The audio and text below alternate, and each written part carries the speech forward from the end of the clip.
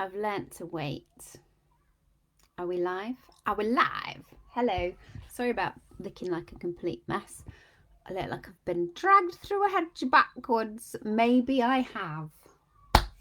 Do you avoid conflict? That's what I'm talking about today. And if you do, you are not alone. In fact, it's something that has come up time and time again. And not just for everyone else, but for me too. I hate conflict. Who loves it? Put your hand up. If you're watching this as a live stream, then just put hashtag live. If you're watching it as a catch up, do that too. I am aiming to do one live a week over lunchtime so that you can grab a sandwich and eat it, which goes against everything that I teach in terms of getting outside and having something to eat out there. So it fills me with joy, but that there's no one here because I'm imagining that you're all out sitting in parks, under trees, eating your sandwiches, and it's all wonderful. And if you're watching this as a catch up, you had an amazing lunch. Now it's time to talk about conflict. I used to be the most conflict avoiding person you could ever meet. Why? Because I wanted to be nice. It felt important to me that people thought, oh, Laura, she's really nice. Isn't she nice, Laura? Never ever has a bad word to say about anyone. Well, here's the thing. If we're nice all the time, then I don't have to tell you that you get taken advantage of.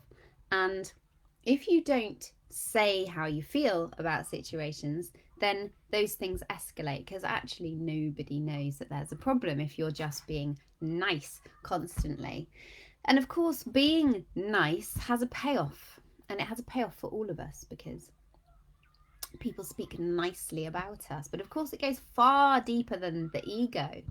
It goes right down to survival. So if everyone's happy with me in my tribe of people, then I get fed and watered and I stay warm. That's where it comes from. It's like a really innate thing within us as human beings. I know that I'm going live within my group, so hopefully you all know me, but I do know that we have some new people in the group, so I do want to just introduce myself for a moment. My name's Laura. I'm a burnout coach, Laura Jessica Walker. I have had many hats in the world as a mother. I've also been a co-founder, a CEO, a company director. I've got some stuff behind me that has given me a little bit of insight into the way the world works. And I started off as a mental health nurse too, so I have mental health nurse in there somewhere, and of course my coaching practice as well. So in this session I'm going to show you how why maybe on how being nice doesn't work, and I'm also going to give you a 3-step plan which you'll take away and use hopefully to have those conflict conversations, or conversations I guess that are difficult. Let's perhaps not call them conflict. I use the term conflict because that's the term people use with me. It's, oh no, I don't like conflict, so I shy away from it and I get small. And I'd like also to talk a little bit about how we reflame. And maybe I won't talk much at all because my teeth are not in properly. But I want to talk about reframing conflict. So instead of us seeing it as something that's really terrible that we must avoid at all costs, that actually if we have conversations in a good way, that the outcomes can be really great. Now you will be listening to this because you're interested. Perhaps you have situations currently going on in your life that you are avoiding having those difficult conversations.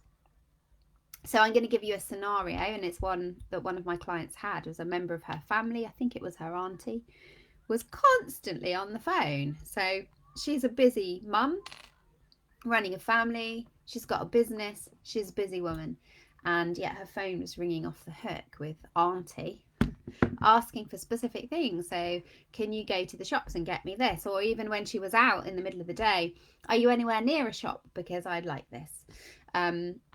And she was feeling like she just had to say yes constantly because she wanted to be nice. And also, here's the interesting thing, is that when she didn't supply what was needed, then her auntie would get quite angry and a bit nasty, and she didn't like that. Who would? Didn't like being the center of somebody's anger because she hadn't done what she wanted.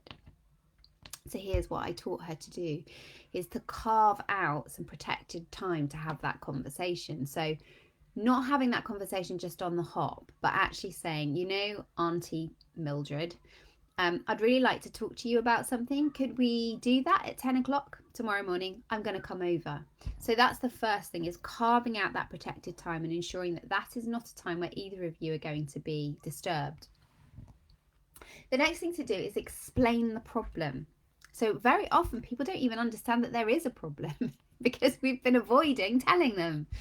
So then here's the thing, is to say what the problem is, but keep to facts. So you need to chuck out all of that emotional language that you've got running around. So when you're telling your friends about it or your partner about it, you might be saying, oh, bloody Auntie Mildred. She's really taking advantage of me. She's really pushing it. All of those things that we're using are emotive language. So we don't want to use that when we talk to her. What we want to do is just explain the situation. And we do that by saying, okay, so when you ask me to get you something in the middle of the day, I'm often very busy and it's very difficult for me to do that. I wonder if we could find another way where you can get what you need in a way that I can also get what I need. So speaking in this way takes all of that emotion out of it. And the other key thing to say during this conversation is to say, at the end of this conversation, I would like for us to have come up with a solution that works for me and works for you. When we're speaking about the non-emotive conversation, there's a key thing to remember. We're going to take all the emotion out. We're just going to talk about facts. But we are going to talk about emotion, because actually I've found time and time again that when I'm allow myself to be more vulnerable in these conversations and talk about how I feel, then that's when things change. So very, very often, and I've experienced this time and time again as a manager as well, that when I say, when you do X, I feel Y. So Auntie Mildred, when you call me at 10 a.m. in the morning, when I'm in the middle of a meeting and I'm doing my best to juggle everything, I feel like I'm letting you down, or I feel upset, whatever it is. Again, you're not saying to Auntie Mildred, you make me feel like this. You're saying when you do. So it's the behavior. It makes me feel like this. And it's really, really key point, because those things are very, very different. Saying when you do that, I feel shit. But rather, that is actually right. When you do X, I feel Y. Rather than you make me feel, which is a totally different way of saying things. So I'm just going to go through that process again, because I don't think it was clear about what the 3 steps were. So the first step is to carve out that time. So I'd like to speak to you about something that's bothering me. Can we do that at 10 o'clock tomorrow? So that's the first thing. The second thing is explain the issue, but take out all of the emotion. So I'm having some difficulty giving you what you need, and I'd like to talk to you about why. Talk about your emotion. When you do X, I feel Y. So those are the 3 things, and there is like a cheeky little 4th thing, isn't there, which is about agreeing during the conversation that you're going to come to the end of the conversation having got to a conclusion. So I hope that makes sense. So, and then I do want to talk about how we really look at conflict, because when I changed the way that I looked at conflict, everything changed for me. So one of my biggest teachers was my co-founder, who when we first started working together, I was this yes woman. I was the woman that was like, oh, I can't possibly have a difficult conversation, so I'll just say yes and I'll just agree. And of course, I was a co-founder. There were two of us running the company, so it was really important that I was able to put my my experience and my beliefs into it. And I could only ever do that by having really honest conversations. And I remember the first one that we had was sitting around my table in the dining room. And I can remember feeling this absolute stress of, oh my God, I'm going to have to say that I don't agree. I'm going to have to say, because if I don't, then I have to live constantly with this feeling like, well, this isn't what I wanted. And so the first conversation went really well, and subsequent conversations, if you work in partnership with anybody, in a marriage even, you are going to have difficult conversations, and you cannot avoid them. You have to have them. And the best thing is that when you push yourself through those difficult conversations, that the other side is really quite wonderful, because you have got what you want, and that's really important. You've got what you want out of the situation without feeling like you're giving too much, without feeling like you're being taken advantage of, and you will have to compromise sometimes. So what you want might not be what you've brought to the table, but it might be something different. It might be a compromise.